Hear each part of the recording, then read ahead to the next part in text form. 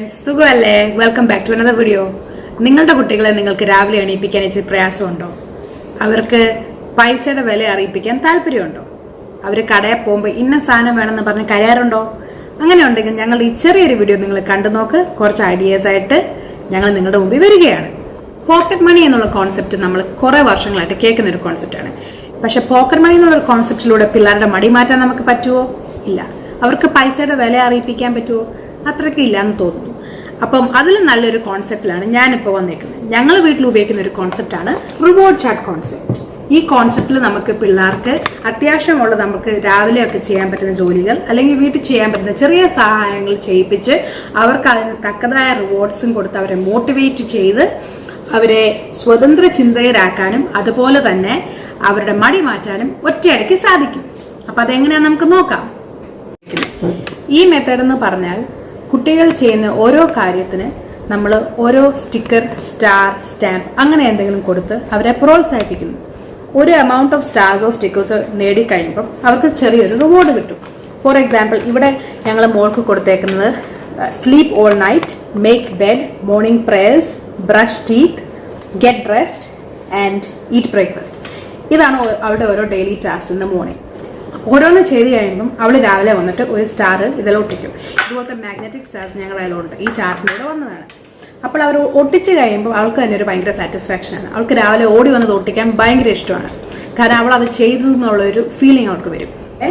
എല്ലാ ദിവസവും ഓരോന്നും ചെയ്ത് കഴിയുമ്പോൾ എത്ര സ്റ്റാർസ് ഉണ്ടോ അതെല്ലാം കൂടെ കൗണ്ട് ചെയ്തിട്ട് ഒരു ടോട്ടൽ വരും. End of the week total എത്രയാണോ അതിനനുസരിച്ചായിരിക്കും അവരുടെ റിവാർഡ്. 40 സ്റ്റാർസ് നേടിയെടുക്കുക എന്ന് പറഞ്ഞാൽ ഭൂരിപക്ഷം ചാർട്ട് കംപ്ലീറ്റ് ആയിട്ട് എല്ലാ ദിവസവും ചെയ്താലേ അവൾക്ക് നേടിയെടുക്കാൻ പറ്റുള്ളൂ. അതുകൊണ്ട് തന്നെ അവർക്കത് വലിയൊരു ചാലഞ്ച് ആയിരിക്കും. അതുകൊണ്ട് തന്നെ വലിയൊരു റിവാർഡ് ആയിട്ടുള്ള $6 അല്ലെങ്കിൽ സംവെയർ സ്പെഷ്യൽ 2 ഓപ്ഷൻസ് എപ്പോഴും നമ്മൾ കൊടുക്കണം. കാരണം പിള്ളേർക്ക് ആ ഫ്രീഡം ഓഫ് ചോയ്സ് കൊടുക്കാൻ വേണ്ടിയാണ്. അവർക്ക് അവരുടെ ചിന്തകളും താല്പര്യങ്ങളും ഉണ്ടെന്ന് നമ്മൾ മനസ്സിലാക്കി അവർക്ക് ആ ഒരു സ്വാതന്ത്ര്യം കൊടുക്കാൻ വേണ്ടിയാണ്. ഇപ്പൊ ഇതിലൊരു കാര്യം മനസ്സിലാക്കണം. 15 സ്റ്റാർസ് കിട്ടിക്കഴിയുമ്പോൾ $2, പിന്നെ 30 സ്റ്റാർസ് കിട്ടിയപ്പോൾ $2+, അങ്ങനെയല്ല പോകുന്നത്. എത്രയാണോ കിട്ടുന്നത് അതിനനുസരിച്ച്. 15 കുറവാ സ്റ്റാർസ് ആഴ്ച കിട്ടുന്നെങ്കിൽ ഒരു റിവാർഡും കാണില്ല. അപ്പം പിള്ളേരെ ഏറ്റവും മാക്സിമം റിവാർഡ്സ് കിട്ടിയാൻ വേണ്ടി എയിം ചെയ്യണം. ആദ്യത്തെ 1-2 ആഴ്ച ചിലപ്പം അവർക്ക് അത്രയും മനസ്സിലാവുകയില്ലായിരിക്കും, കുറച്ച് സമയം എടുക്കും. പക്ഷെ നമ്മൾ നല്ലപോലെ എൻകറേജ് ചെയ്യണം.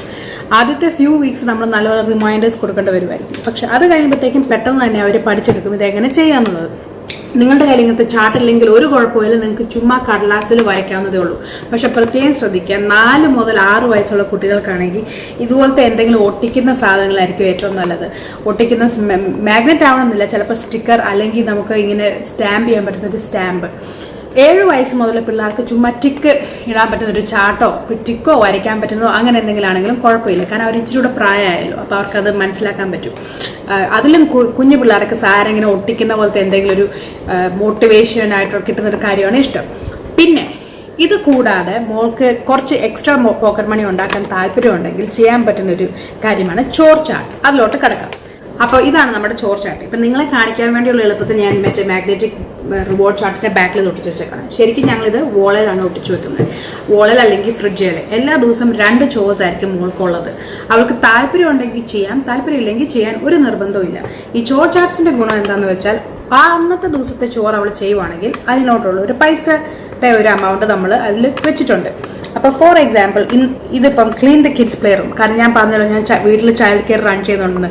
അപ്പോൾ ഞാൻ ശരിക്കും മടുത്തിരിക്കുന്ന ഒരു ദിവസമാണെങ്കിൽ ഈ ചോറ് ഞാൻ ചിലപ്പോൾ മോൾക്ക് കൊടുക്കാറുണ്ട്. അവൾക്ക് ചൂസ് ചെയ്യാൻ താല്പര്യമുണ്ടോ ഇല്ലയോ എന്ന്. പക്ഷെ അത് ചെയ്യുവാണെങ്കിൽ അവൾക്ക് $2 കിട്ടും എന്ന് പറഞ്ഞ് എല്ലാ ദിവസവും 2 ചോസ് മാത്രമേ നമ്മൾ വെക്കാറുള്ളൂ. ഇത്രയും അധികം ചോസ് വെച്ച് മോൾക്ക് ഒരു ദിവസം തന്നെ ഒരു കോടീശ്വരിയാക്കാനുള്ള അവസരം നമ്മൾ ഉണ്ടാക്കി കൊടുക്കാറില്ല. അതുപോലെ തന്നെ നമ്മൾ വീട്ടുജോലികൾ പിള്ളേർക്ക് പൈസ കിട്ടാൻ വേണ്ടി മാത്രമുള്ള മാർഗമായിട്ട് കാണിക്കാനും പാടില്ലല്ലോ. അതുകൊണ്ടാണ് 2 ചോസ് വെക്കുന്നത്. അപ്പൊ ആ ദിവസം ആ 2 ചോസിന് പൈസ ഉണ്ടാവും. പക്ഷെ സാധാരണ നമ്മൾ ചെയ്യിപ്പിക്കുന്ന ചോസിനൊന്നും പൈസ ഉണ്ടാകത്തില്ല. ഫോർ എക്സാമ്പിൾ ഞാൻ പറയുവാണെങ്കിൽ ക്ലീൻ ദ കിഡ്സ് പ്ലേ റൂമിനും Monday clean the kids play റൂമിനും സ്വീപ്പ് ദ കിച്ചണും ആയിരിക്കും പൈസ ഉള്ളത്. പക്ഷെ ട്യൂസ്ഡേ വേറെ 2 ഓപ്ഷൻ ആയിരിക്കും പൈസ ഉള്ളത്. പക്ഷെ ഞാൻ മോളോട് പറയും ആ പ്ലേ റൂമും കൂടെ ഒന്ന് ക്ലീൻ ചെയ്യാൻ. പക്ഷെ അന്ന് അതിന് പൈസ ഉണ്ടാകത്തില്ല. അത് അവൾ ഈ കുടുംബത്തിന്റെ ഭാഗമായതുകൊണ്ട് ചെയ്യുന്ന ഒരു ജോലിയായിട്ട് ചെയ്യുന്നതായിരിക്കും. ഇത് എൻ്റെ മോൾക്ക് ഇപ്പോൾ 6 വയസ്സായി. അപ്പം ഇത് കുറച്ചും കൂടെ 6 വയസ്സും അല്ലെങ്കിൽ കുറച്ച് മനസ്സിലാക്കാൻ പറ്റുന്ന ഒരു ഏജുള്ള പിള്ളേർക്ക് വേണം ഇങ്ങനത്തെ കാര്യങ്ങൾ പറഞ്ഞു കൊടുക്കാൻ. പക്ഷേ സാധാരണഗതിയിൽ ഒരു 5 വയസ്സുള്ള കുട്ടികൾക്ക് നിങ്ങൾ ജസ്റ്റ് ഒരു എക്സ്ട്രാ ചോറ്, പൈസ ഏൺ ചെയ്യാൻ വേണ്ടി ഒരു എക്സ്ട്രാ ചോറ് വെക്കുക. ബാക്കി മറ്റേ കൂടുതൽ എക്സ്പ്ലനേഷനോട് തൽക്കാലം പോകാതിരിക്കാം.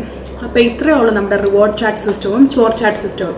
നിങ്ങൾക്കിത് ഉപയോഗപരമായോ ഇല്ലയോ എന്ന് നിങ്ങൾ തീർച്ചയായിട്ടും കോമെന്റ്സിലൂടെ അറിയിക്കണം.